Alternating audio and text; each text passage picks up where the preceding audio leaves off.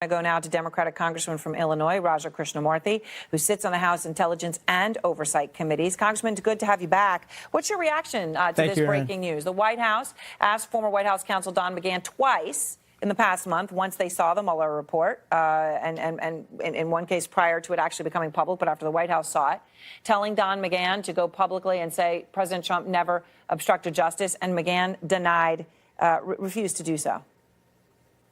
Well, as you know, the president said that there was no obstruction of justice. So the fact that he would ask McGahn to go out there and say that there was no obstruction of justice and hints at, what they really believe is the case. But this all goes to a bigger issue, which is we need to have the unredacted, fully unredacted Mueller report, including everything related to McGahn's conversations with regard to these issues and others. We need to see the underlying documents. And, of course, we need to have McGahn testify in Capitol Hill. So, obviously, when it looks at this obstruction issue, the president said there's no obstruction.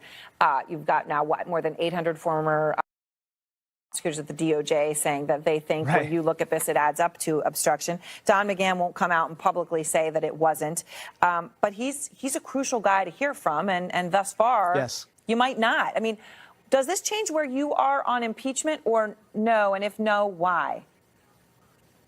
Well, right now, I'm so focused like a laser on the challenge right in front of our face, which is, are the American people going to have oversight of this president? Or do we have a system of checks and balances with regard to this executive or not?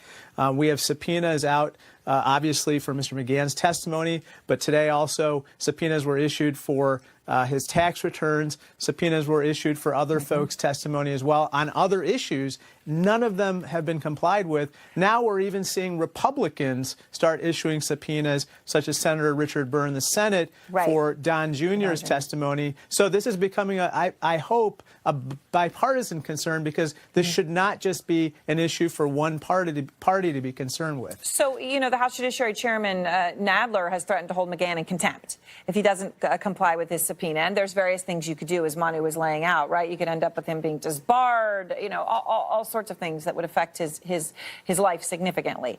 Congressman Nadler also says the full House could hold a single vote to find multiple people in contempt.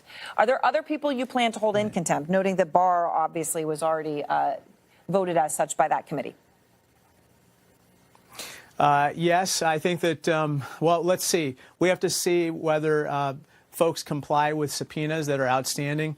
For instance, Mr. Mnuchin and the IRS Commissioner, Mr. Rettig, now must turn over tax returns by next Friday, according to the subpoena issued by Chairman Neal from the House Ways and Means Committee.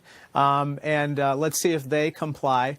But, for instance, on my committee, on the Oversight Committee, we had Mr. Carl Klein, who was in charge of the security clearance process, refused to answer a number of questions, and he is also under subpoena. So, in my opinion, it probably does make sense to consolidate these various contempt proceedings and so forth.